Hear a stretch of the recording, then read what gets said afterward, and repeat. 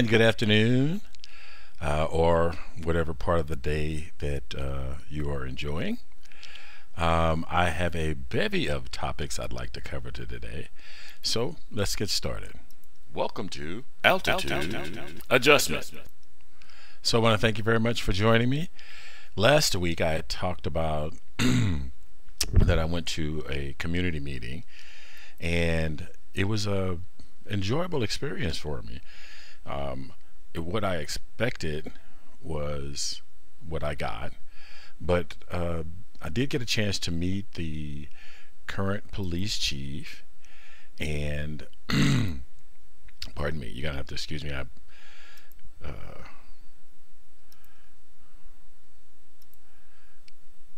There we go. A couple of things I wanted to mention. Pardon me. I got a comment about sometimes I take breaks, or I'll stop talking and it appears that I should have been continued talking, or that I was continued talking and maybe the sound just dropped out. I don't have a teleprompter, so I use I create a script, and I use 11.5 font. The reason I use 11.5 is that it gets me enough text on the page that I don't have to constantly scroll through the document. But because of the size of the font, there are times when I lose my place, so I stop and pause and try to look through the document to find my place before I move on. I don't try to script every word, but I do try to make sure that I have all of the ideas I want to cover, and then if there's something specific I want to cover, I put that in that document. So this week, as I mentioned, I have several topics I'd like to talk about. And the first, I'm going to go back to that meeting. So we have a new police chief, and he had an opportunity to introduce himself. And I'm going to let you see his introduction, and then I'll tell you a little bit more about my impressions. So we do want to bring up our chief. We are limited on time.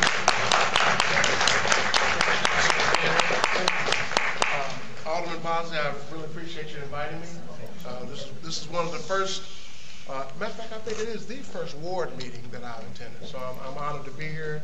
I'm pleased to be here and to participate, or at least listen to this conversation.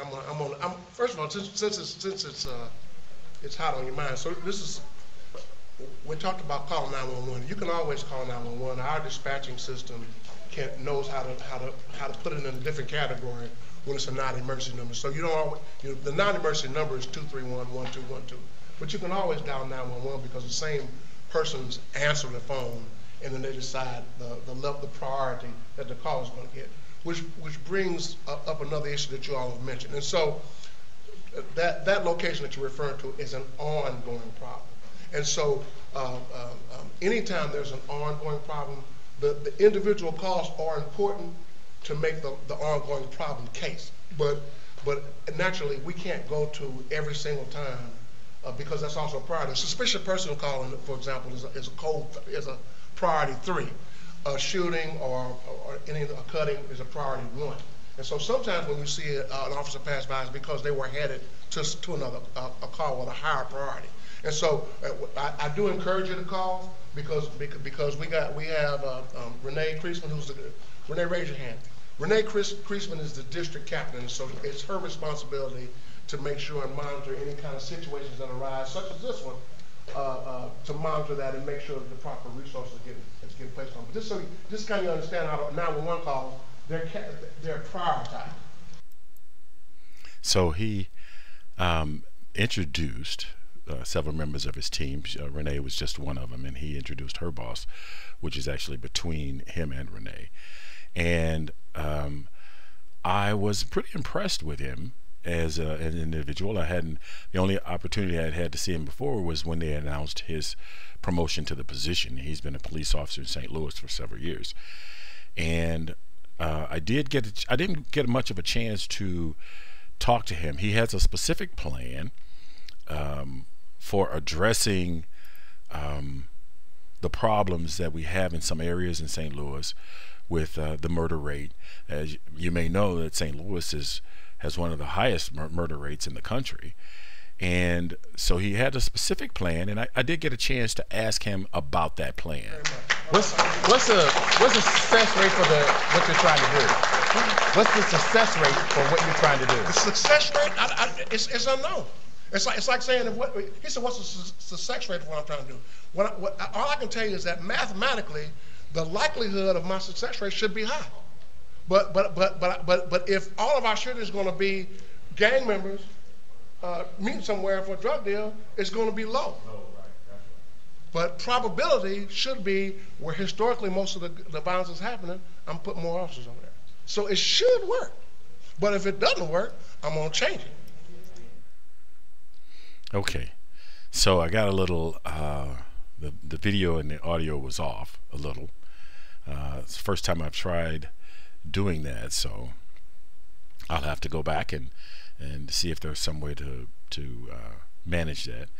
But so I asked him about the success rate, and the reason I asked him about the success rate, I under the impression that there's several ways to police areas. And when I asked him that question, and he gave me the answer that he gave me, it made me stop and think, well, what is the police department? What do they do? And they are law enforcement officials. Their responsibility is to help keep everyone safe by enforcing the rules that we as society pass and want implemented so that everyone has an opportunity to enjoy society and pursue their happiness. And how many ways is there to enforce rules? What we have a tendency to do, and this was evident in the meeting, and you hear it talked about, and I've got one little video that I want to play a little later. The police department is doing, I think, the best that they can do to be responsive to people's requests and need and still be able to do their job.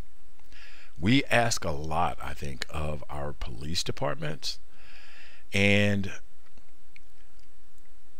understandably there's been some frustration and some anger that has spilled their way. If you have a few bad actors, or if you have any bad actors, especially in a profession where you are allowed a gun and the opportunity to use that gun, then the expectation is going to be high that the quality of people that carry a gun and do those kinds of does that work is going to meet an exceptionally high level for that responsibility. More responsibility, or more freedom. You know, the higher the responsibility, the higher the demand on your time and resources and your qualifications. But still, our police departments are beholden to the general public. They're funded by the public. I'll talk a little bit more about that just shortly, but I'm not going to go into a great amount of detail. But so they do the best, I think, that they can when they're under pressure, like I think a lot of police forces are now, with a lack of resources, a lack of community support, and they're feeling like they're under fire, and in some cases justifiably so. So the public is doing the best that it can to hold them accountable without requiring that they be supermen or superwomen, but also getting the best that we can from the resources that we provide.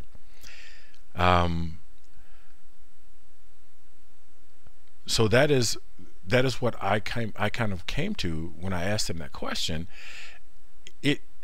His answer was simply, if you have a problem, you apply enough resources to eliminate the problem. That businesses does that all the time. People do that in their homes all the time. if you need extra resources, you get the necessary resources until the problem goes away or becomes manageable. And that's what he's offering. It's no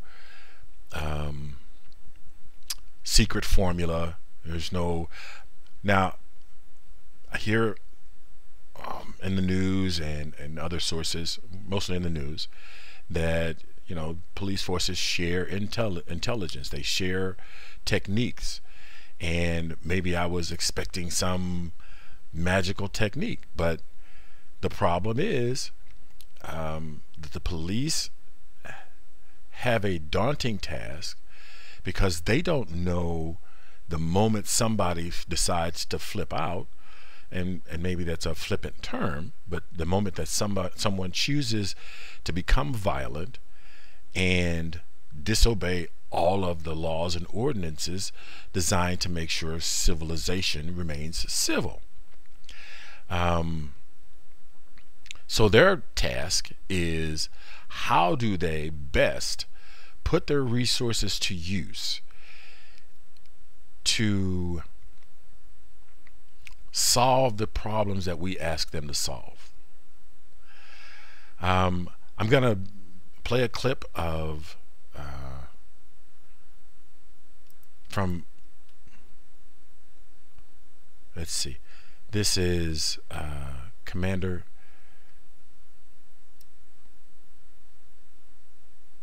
Creasman. I had to look.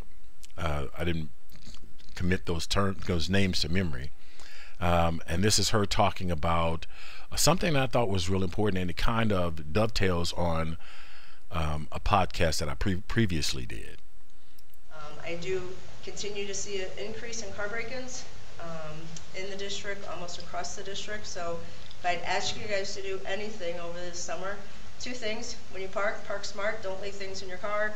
Don't leave anything in your back seat. Don't leave anything on your front seat. Anything that can be seen, don't leave it in your car. Don't leave a weapon in your car. And then the other thing that I would ask, I think that some of these carjackings, it's a multitude of things, but one of the things is that I think that people are pulling up to their houses, pulling up wherever they're going, and they're still checking their cell phones. So don't sit in your car and check your cell phone. The bad guys can see you. They can see that you're in the car. They can see the lighted screen. Wait till you get in the house. Wait till you get into wherever you're going to check your cell phone. It can wait just 1 more minute. And I see it a lot. I hear it a lot. And it's just one of those things that something that you can do to help yourself, to help us, and to keep everybody safe, and keep yourself safe. Okay. So I had an opportunity to ask Commander Creasman a question, and of course I asked her, well, I say of course, but I asked her about community policing, and I could see on her face, here it goes again. But she was very professional in how she answered the question, and what she did mention is that she's down 12 officers, and she wants to try to do community policing, and I asked her definition of community policing, and she gave me a list that I hadn't anticipated of things that they included, or that she included in community policing, and I thought were excellent ideas. I have the video, and if you're interested in seeing the video or the extra clips, then let me know, and I'll make sure I get those to you. But she's understaffed. She says she's down 12 officers, and I would imagine that 12 officers is significant for the area that she has a responsibility of. And she particularly talked about a subject that I covered recently, which was every phone call seems to be so important that we stop paying attention to everything that goes on around us, and we handle the phone call because I guess we somehow believe that it's okay. It's just going to be a couple of minutes, or no one's going to bother me.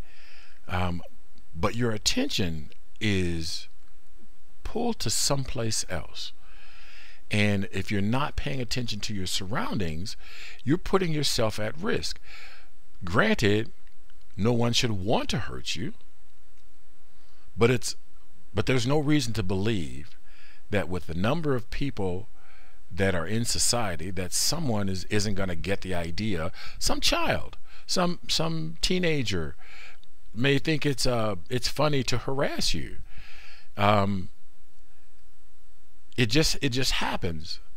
So being aware of your surroundings and being aware of things that are going on about you and taking precaution is just one of those things you really should have to do.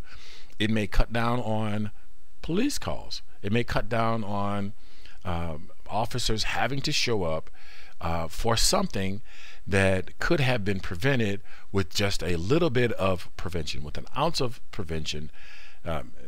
You go into the house, you make your phone calls, you're not sitting out in the car, you don't get carjacked, you don't get robbed, or things like that.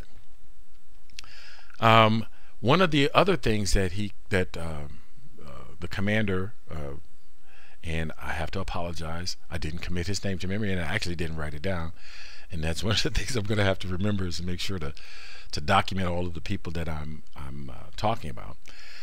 But he talked about something that was really important, and I want to share that with you, and then I'll go back. One way that I think we can do a lot better is that you shouldn't have to talk about the same location over and over again with no progress. So if we talk about, like she's able to say, hey, there's a lot of concern about that place, but Renee has made some progress. The challenge is huge. But to say that she's done nothing is not the truth. Okay? And so, and anything that she feels that she may need, that's when she tells Mary or tells me, hey, I need this, but hey, if I can get the DEA to do this part, or if I can get a camera set up here, then we could probably do a lot better. And so those are the kind of then that falls upon me, because the district captain doesn't have those kind of resources. But part of my plan also includes greater technology within that rectangle. I said the Central West End is in the part is in North Patrol, and Central West End has an elaborate camera system. When somebody gets robbed in the Central West End, I often have a picture of the person committing the robbery. And somebody say, well, that's because you like the Central West End better. The challenge is the Central West End's folk paid for that to do. A lot of people don't know that. I see all these officers. You see those officers on bicycles in Central West End? That's coming out of the special taxing district. Yes, they're over there. I didn't send them over there. The Central West End Association pays for our officers to be over there. Okay, so recently there's been this big brouhaha about tax breaks, about a big tax return to the middle class. That tax money comes out of everybody's budget. States, cities, municipalities, that comes out of everybody's budget. Yes, it is federal, but the federal, if for every dollar that the federal government does not have, it cannot help support cities and states that may be into trouble or need additional resources. I know that that's not the only topic that should be discussed about taxes, because there are things that taxes are being spent on that people don't agree with, but all of that revenue that goes back. Now, the belief is that revenue is going to be made up someplace else, but that's not given. That's not absolutely certain. So let's assume that it doesn't happen as quickly as they had anticipated, because that is a possibility.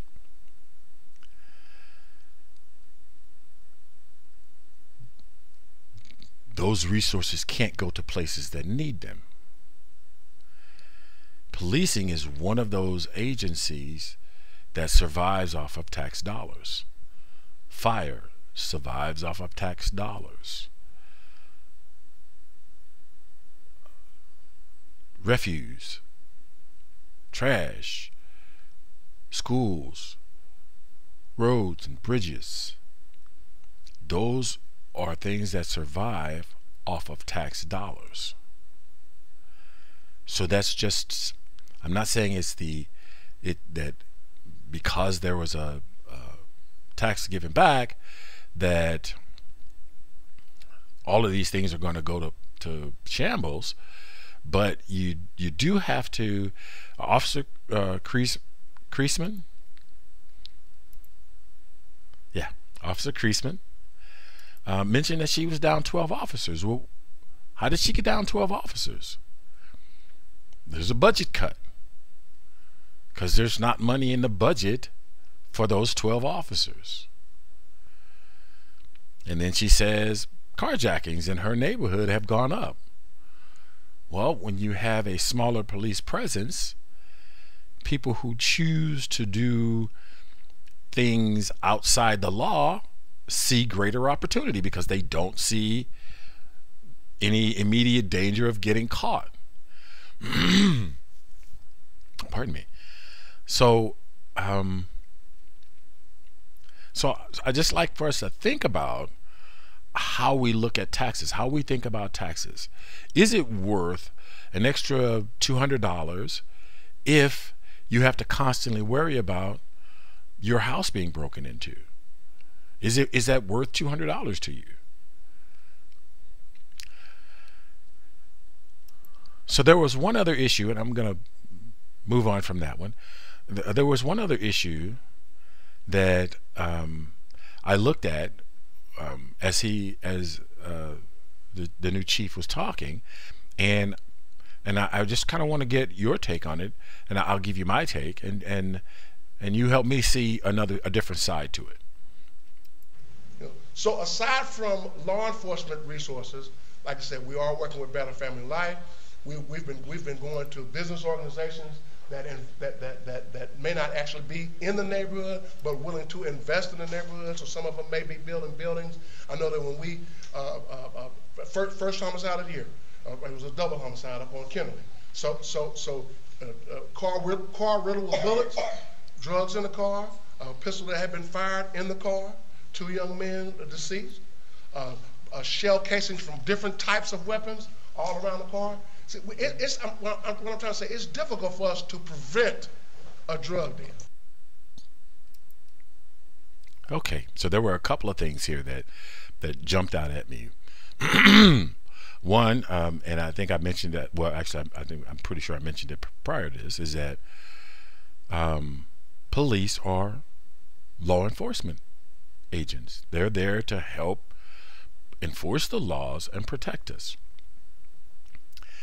And part of, as you heard him explain, he's working with job agencies. He's working with other agencies, non-law enforcement related, in an attempt to try to curtail crime. So now we're asking our police officers to not only handle difficult situations, carry a gun, put their life on the line for us, we are asking them to be HR personnel. We're asking them to be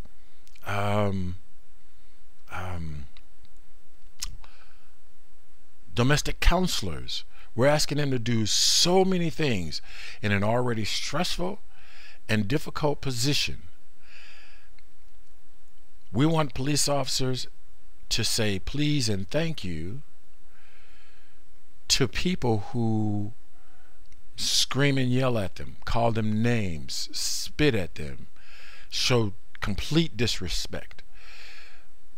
We've given police officers respect and given them power to try to help curtail that. And then we punish them when they use it. Now you could say we only punish them when they abuse it, but if you don't understand the context of when they use it, then how do you know it's abuse? And I'm not saying that there aren't abusers. One of the things that came out of the meeting was someone said, well, 95% of the officers are good people. Saying 95% was just it means that more officers than not. It wasn't an actual figure. It just means that more officers than not are good people. And I think a lot of times what happens is people have relationships with officers, and so they're more likely to see law officers in a more positive light. What also came up was some of the abuses. One gentleman had actually a story about how he was abused by an officer. So we know those kinds of things happen, but what do we expect if we're stretching our resources thin? If Better Family Life or some organization is designed for helping find jobs, or some other organization is helping resolve domestic issues, shouldn't those organizations be in the front of that conversation? Do we want our police officers to do that? There are a lot of times you see videos where officers have taken their own money and given it to someone because they were in a store and they stole and they didn't have the resources to buy what they needed to buy. And it's always a great thing, but should we put that kind of pressure on every officer? You're not a good officer if you don't do that. If you get up every day and you go and you make it home and you keep anyone else from getting hurt, isn't that the job that we mainly ask them to do? And I'd like your feedback on that. If you see it differently, explain to me how you see it differently. So I talked about the taxes. Overall, the meeting, I originally had a meeting scheduled with my ward alderman, and unfortunately I wasn't able to meet with him. He was in the meeting, and hopefully I'll get a chance to meet with him and talk with him about some things going on in the city. But one of the things that I did want to finally mention on this particular topic is that all of the officers who had a chance to speak talked about, and you may have heard it in one of the clips, they don't know when drug dealers are going to meet. And believe it or not, a lot of these gang members have each other's cell phone numbers, and they call each other and say, well, I'll meet you at such and such a place. And this was some of the information that he shared. When they're going to have a drug buy. And not all of the gang members or all of the people that are get into fights are gang members, but when they call each other and they say they're going to meet up, there's no way for a police officer to know that. And if we've taken police officers off the street, we've almost guaranteed that there's no way that the officers are going to know what's going down, that it's happening. So by doing what we're doing, we may be creating a greater problem than we're solving by not supporting our police forces in a way that that we should. It's got to be helpful. Like I said, they're asking you, if you know something, say something. If you know that a drug buy is going to go down, don't wait till the two people are standing on the corner. And the difficulty here is it more than likely, if you know about it beforehand, it's somebody that you care about. It's somebody that's close to you. And how do you prevent a death So your family member, and I won't take a particular family member, but your family member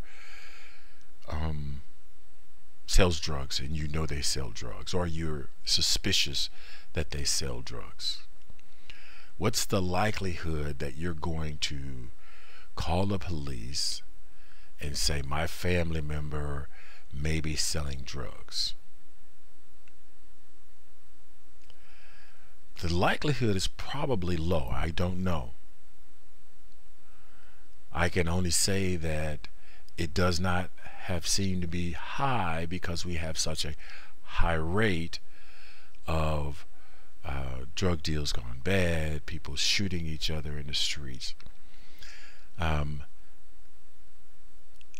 Yes, there are times when you are not going to know if your family member is carrying a weapon, but there are times that you may suspect that. Police can't do their job without our help. But what's the likelihood that they're going to get our help when it's someone that's close to us, or someone that we feel may, if we share that information, we may get hurt?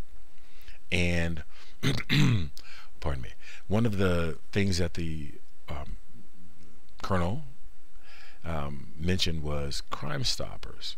So if you don't want to call the police department, and you don't want to give your name, and you don't want to be identified as the person providing the information, you can call Crime Stoppers, give them the information, and you'll be out of it. So I'm going to move on at this time to I wanted to talk about business and small businesses. I saw this clip and it got me to thinking. I'm a small business consultant. That's what I've done for a while. So it got me thinking about business and understanding business. There were a couple of events that happened this week that also brought that to mind too. But I'm going to share this clip with you, and then I'm going to come back and I'm going to talk about entrepreneurship. My big thing with State of Unions in general, and certainly last night, is hoping maybe for a little bit more as a business person. It's kind of like a quarterly earnings call. What did we do? What are our plans, and what are our forecasts? And we relied on forecasts. What exactly is the jobs target? What are the plans to get there? Where are jobs today? Just as an example, and this is not particularly about this president, it's a general point, if you will, about where we are. So I listened to the speech last night, and a lot of the measures, what are the targets? Because it's the targets, numerics. How do we measure it? Not whether we pass a law or we don't pass a law or budget. Where are we really trying to go? What are we really trying to accomplish? Okay, so when I first saw that clip, I thought, let me talk about how business people talk. And then I thought, one of the things that is real important in this country is small businesses. Small businesses make up 99.7% of businesses in the United States are small business. That's 28.8 million businesses. So with such a large part of the business community being small business, it becomes extremely important for businesses for startups to grow, because they sustain the economy. So the largest part of the workforce actually works for small businesses and not large corporations. Although large corporations have a large workforce, and usually they impact the society in waves. If something happens, if they're going to lay off 30,000 workers, then how do those workers move into small businesses? Because so I wanted to talk about small business and entrepreneurship, and hopefully shed some light so that you may or somebody you know may consider opening a small business, running a small business, and being a part of helping build society, because that's what small businesses do for us. So I'm going to give you some of the bad news first, and so hopefully you'll stay through the bad news. It's not doomsday, but it is tough. 80% of new businesses will fail in the first year. That's 8 out of 10 new businesses will fail in the first year. 66% will fail in the second year, and then about half of all businesses don't exist after 5 years, and only a third, 70%. I don't want to do it that way. 70%, if they make it 10 years, they'll survive. So as you go along, if you're in business longer, you have a greater chance of survival. Those statistics are consistent even when there's a major economic downturn. It does not affect the survival of new businesses. Now, the high rate of failure for a new business isn't a bug in the system. It is actually a feature. And the reason I say that is that business owners will hopefully learn valuable lessons, and that will make them better business owners and entrepreneurs, and help produce stronger and more responsive business owners. And risk, which is a part of business, if you don't manage money and resources in the right way, then your business will fail. But those risks help remove some of the weaker companies that don't cater to their clientele, don't support their clients in the best way, don't create quality products.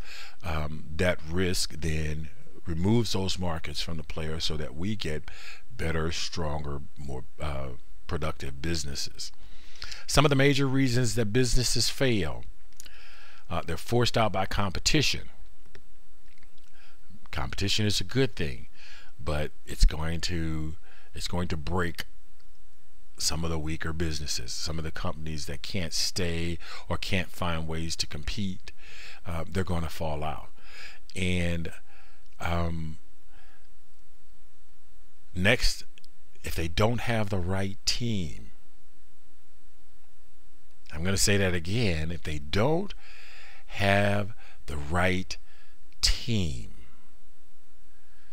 that means not just grabbing anyone to get a job done, but making sure you take the time to find the right people to get the job done, whether they have experience or they have determination.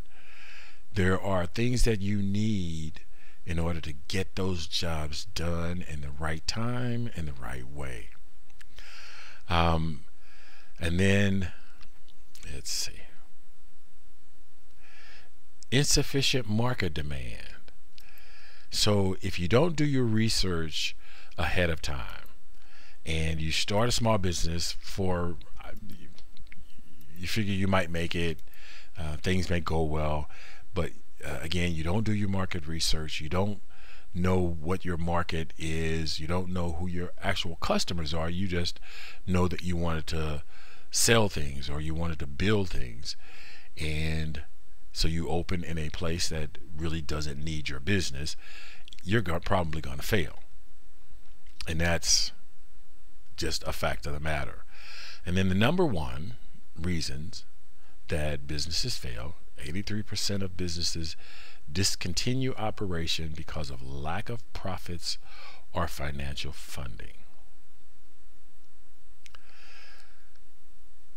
It takes money to help your business survive. Now, does that mean you have to have all of the necessary funding up front? It does not. There are businesses that survive. hanging on by a thread.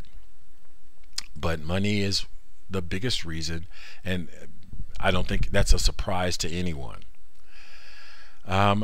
This statistic I found that I thought was interesting. 14% of businesses fail because they ignore the customer. Now, I'm a customer first kind of a person. I've been in food service, I've done a few other things. But how do you ignore your customer? You exist only because they walk in the door. That is it. Everything that you do is a service or a goods consumed by your customer. If they don't consume your goods, you don't have sufficient market demand, and you will go out of business. I've seen people who have a shop, and they'll get in an argument with a customer.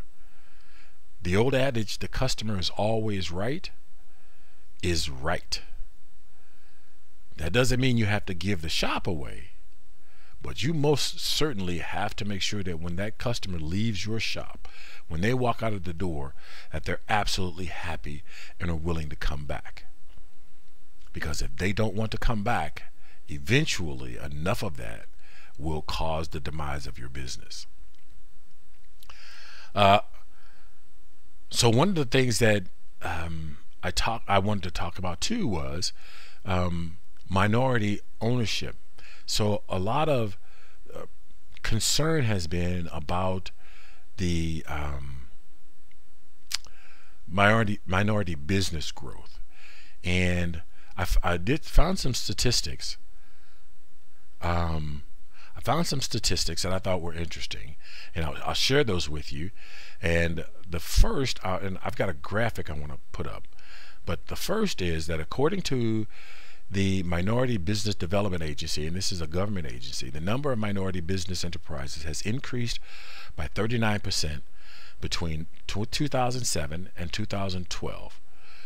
That was the last census, from 5.8 million to 8 million jobs or companies.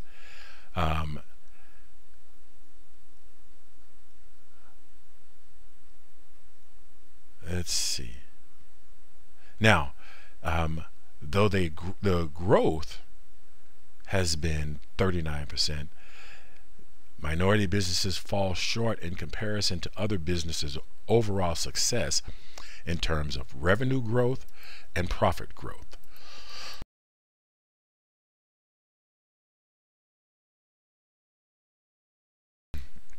Okay, I had to cough there, so I turned off the mic. I didn't think coughing sounded really pretty. I have no idea why my throat all of a sudden dried up, but it did. Now, what makes up minority businesses? Latino-owned companies, firms owned by people from South Asia, like India, Pakistan, and Bangladesh, and East India, China, Korea, Japan, and other Pacific Rim countries, African Americans, and women.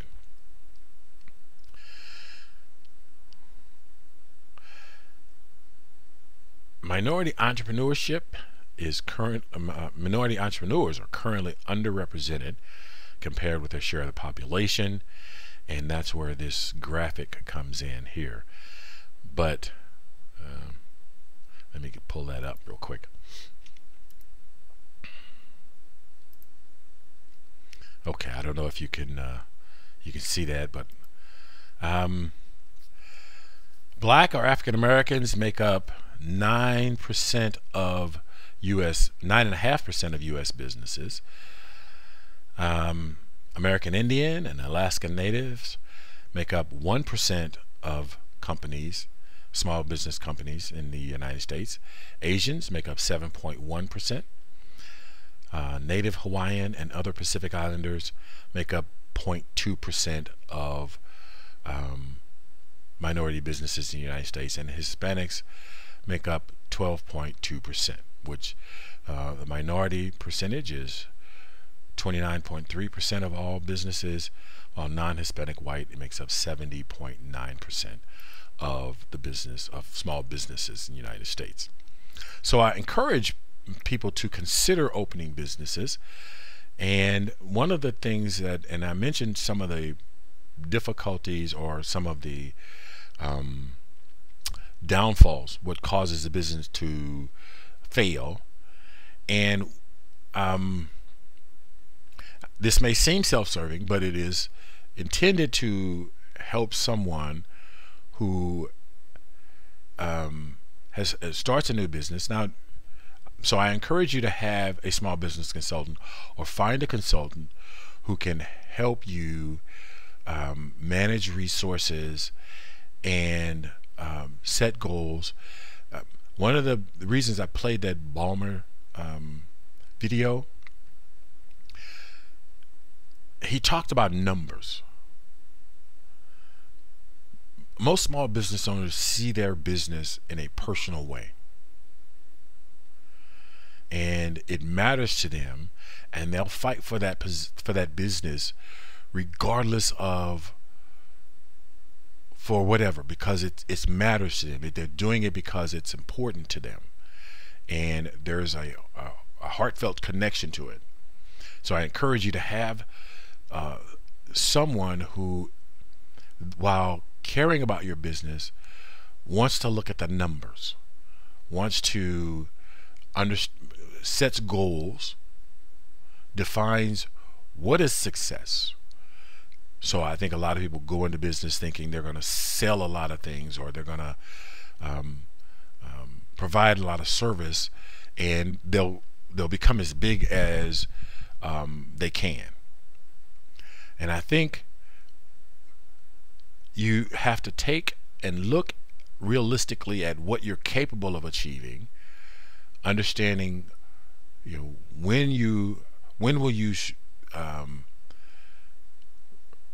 stretch your resources too far. But you won't know that if you don't have projections, if you don't measure where you started and where you are. So you have to understand the business, the numbers, that will help you identify where your business needs help. Does advertising, what kind of advertising you need to do, how someone who has that information is an important part of your team. I talked earlier about businesses failing because they don't have the right team. If you are someone that likes to work at 3 o'clock in the morning, look for an accountant who likes to work at 3 o'clock in the morning. Because if that's when you are most productive, find people who are most productive with you at that time in the morning. Pick those people that work like you work.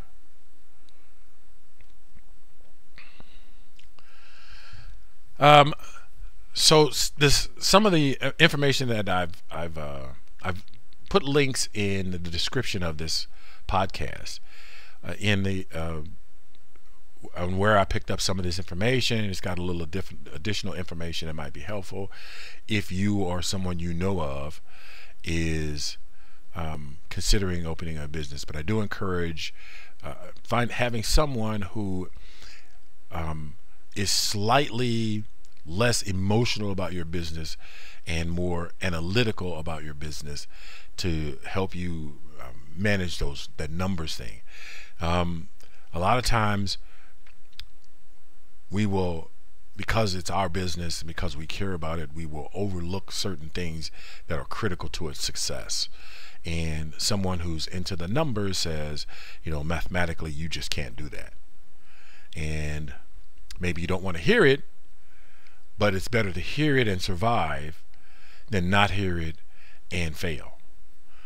So I encourage you to at least have someone who will not always say yes, and not always accept your answer, that'll push you as a business owner to see your business differently.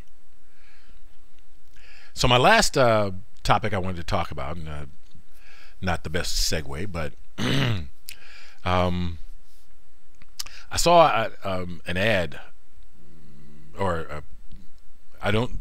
So I was watching on the internet, and I saw this thing where Omarosa Manigault is going into the Big Brother house, and my first reaction was, "Are you kidding me?" She's been in the White House under 2 different administrations, and she wants to go back to reality TV, and then I think after I thought about it a little more, I realized, what else can she do?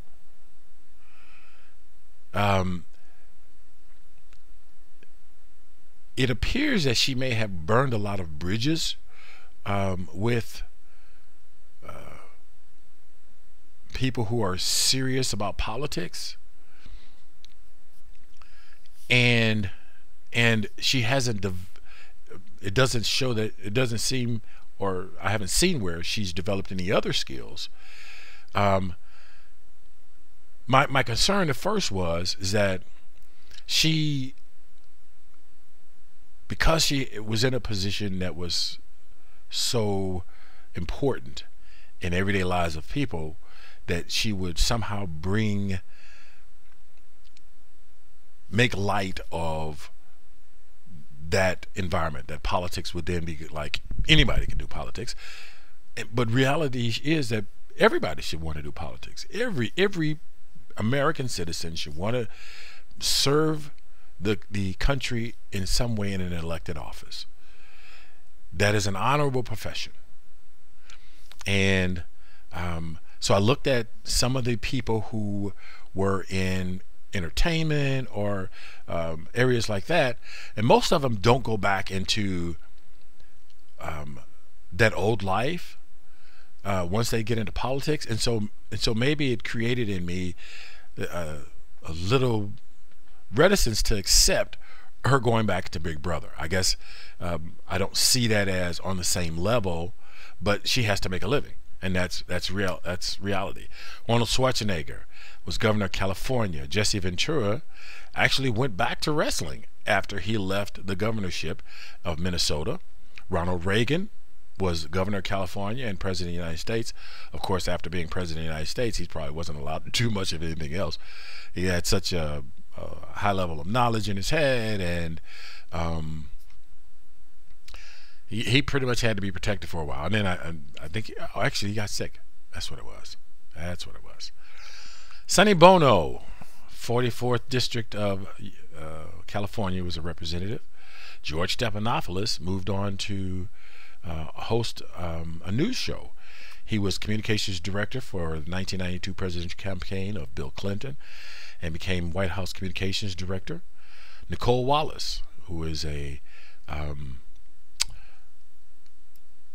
news announcer at MSNBC. She was White House communications director during the presidency of George W. Bush and in his 2004 re-election campaign in 2008. She also served as senior advisor for the McCain-Palin campaign. So I found it interesting. It took me a moment to gather myself to realize that Omarosa should move on with her life.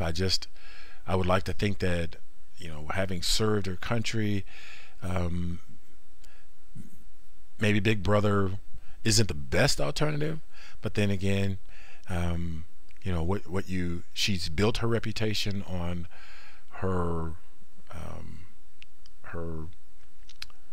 reality TV life, and probably that's just a good fit for her. She moves back into that, and that's what she does. So be it. Well, I think I've covered all of the topics I want to cover today, and so that concludes this episode. I want to thank you very much for joining me today. Let me get things going here. Oh. Just when you think everything's supposed to work right, I've been doing well up to this point. That happens. You can replay this video podcast here on YouTube. The audio podcast is available on Stitcher, podcast.com, soundcloud.com, the iTunes Store, and the Google Music Play Store. The internet is powered by your likes, shares, and comments.